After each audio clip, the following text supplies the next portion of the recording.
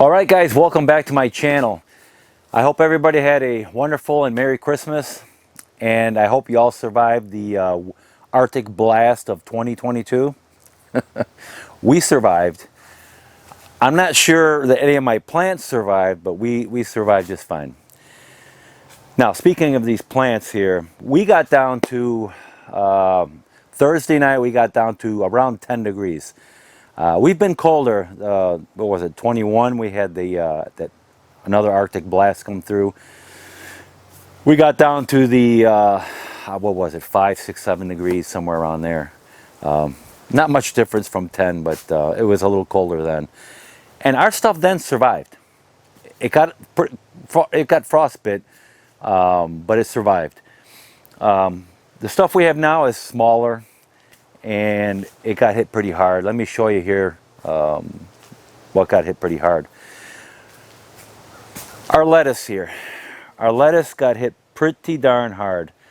It looks like it may come back, but it's going to take a little while yet.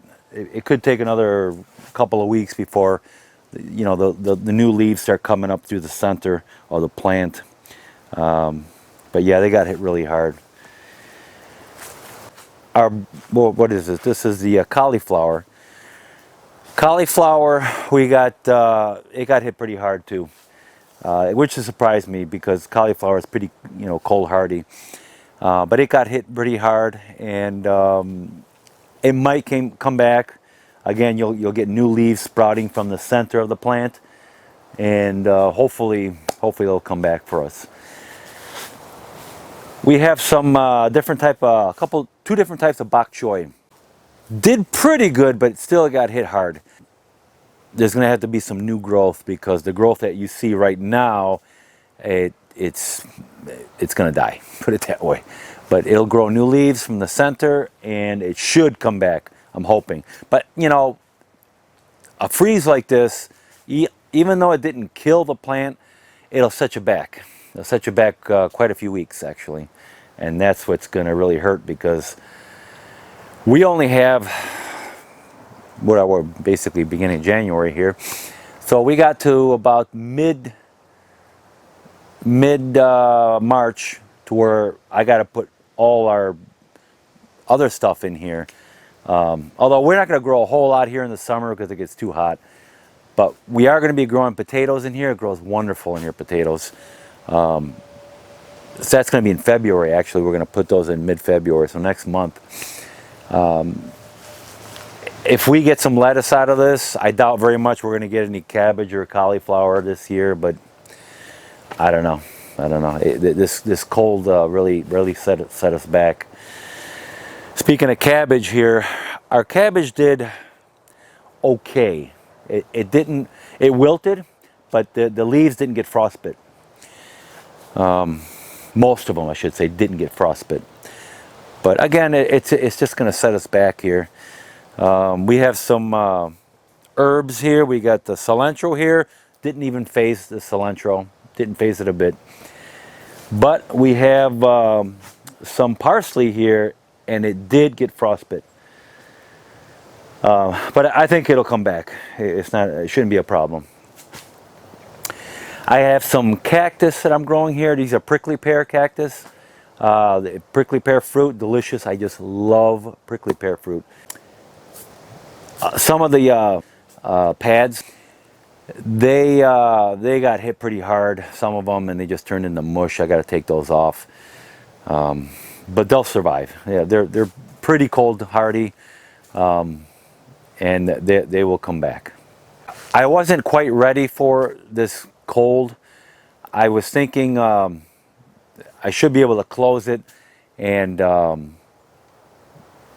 it should be okay because we've been through this once already.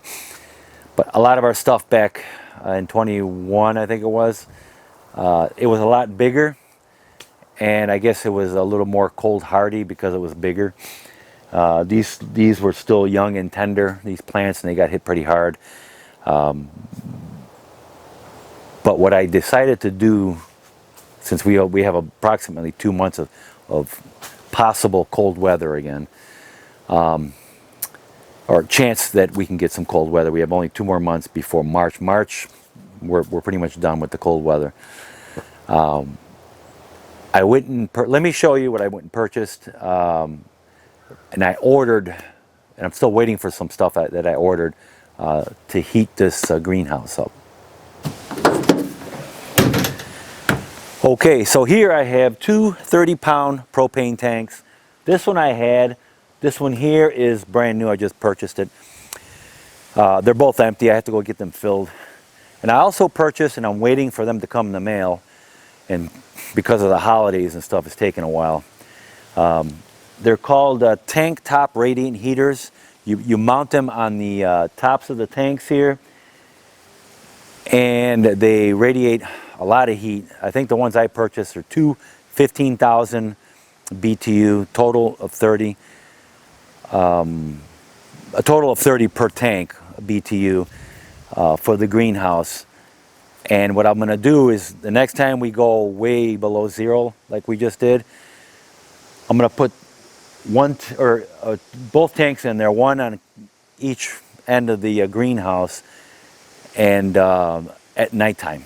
Okay, when the temperatures start dipping down way below into this low teens and single digits, put these in there and keep the temperature in the greenhouse above freezing.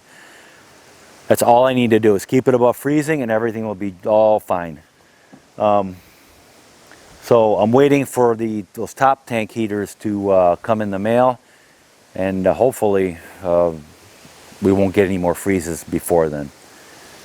So how did my rainwater catchment system fare? It did pretty darn good. The next day, it was Thursday night, we got down to again like around 10 degrees.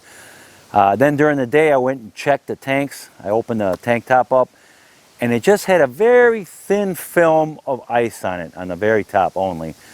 So I kind of expected that. I'm not too worried about these tanks freezing because, like I said in my previous video, for these tanks, a 3,000 gallon tank to freeze up, I mean, we would have to be all week in the single digits or low teens temperature wise for these tanks to really start freezing up. So yeah, I'm not too concerned. That I better not jinx myself, but that never happens here. And if in the event something like that were to happen, then I would have to empty out at least half of my tanks, give it some room for expansion. Well, probably not quite half, but I'd have to empty the tanks out enough to where it would allow for the ice to expand and not break my tanks, because that would be a major setback. My chickens did good also. They didn't have any problem with the cold, although that first day when we dipped down to 10 degrees, that morning was still in the low teens. My other chickens here, my older ones, they didn't even come out of the coop.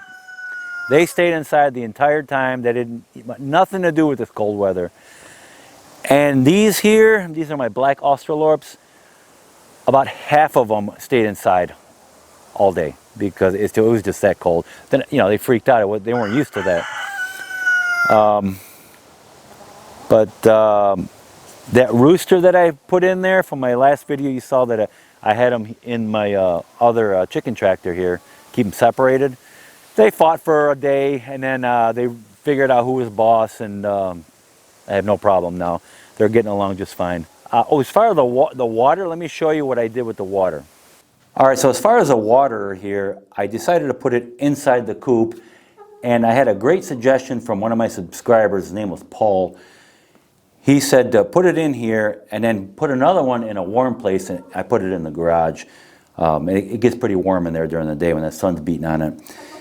But to rotate them throughout the day, so when this starts to freeze up, take it out and get the other one and put it in here and just keep rotating them and doing that. I had these heating mats for your seedling trays. It's really not that warm. It's just a little bit warm, but I was hoping that some of that heat would generate through the bottom there and just keep it above freezing. It may help a little bit, but I think the 10 degrees is a little too cold for these heating mats. But I think what I'm going to do is I'm going to order one of those dog pans where you can put your dog water on there or something. I know they got heaters for chicken waters too. Something like that to where I can put this water on top of it and it'll keep it warm enough so it won't freeze. But this worked out pretty good, not too bad.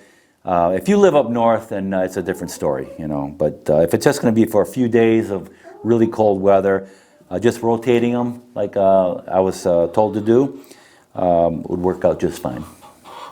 All right, so how did we survive here in the house? Right here. This is one of the best investments I've ever made in this house. I am so grateful that I installed this. I got some videos, installation videos that I did of how I installed this stove here. I'm going to put this right up here.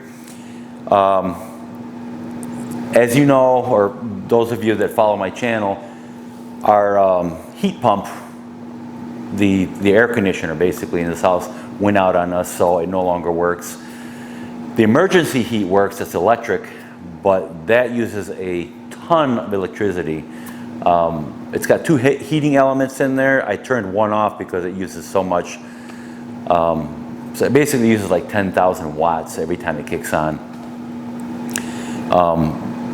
But it's constantly running, you know, so you know, that's not going to work when it's that cold. This here was a lifesaver, I'll tell you. This is the Buck Stove 91. Again, I got some videos on this, and we can go filling this up, getting it up to operating temperature.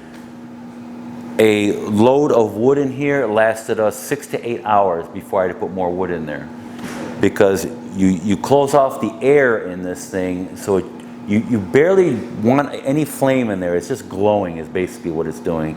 And you got that what do they call it, catalytic converter type thing in there, where it's like I'm not sure if it's a ceramic type honeycomb type thing like a catalytic converter is. It heats up so much that it reburns the smoke. It also makes the wood not burn up as quickly, put it that way. So again, 6 to 8 hours before I put wood in there. Once you get to operating temperature, you barely go through any wood. It's beautiful. And it has a fan under here where it draws in air from your room and blows it out the front here, and it heats your room up. In fact, it's even too much, so I had to put it at its lowest setting, the fan. Well guys, that is about it. We have survived the freeze blast of 2022. I'm just going to water everything here because it seems like it's pretty dry. It looks like a lot of the stuff will recover. It's going to take some time. But yeah, I hate setbacks like that. It really sucks because, you know, you put all that work into your plants, and then to have it set back a couple more weeks, if not more, and then a lot of the stuff probably dying too. Not good. Not good at all. But what are you going to do, you know? Hopefully those propane heaters will work for the next one. It should be able to keep it in here above freezing, and that's about all I can do right now. I may also put some covers over each bed, you know, the beds I want to cover. That should help out even more. But what are you going to do, guys? You do what you can do. All right, guys, so that's it for the updates here. Thank you for watching. Please like, subscribe to my channel, and I will see you guys in my next video.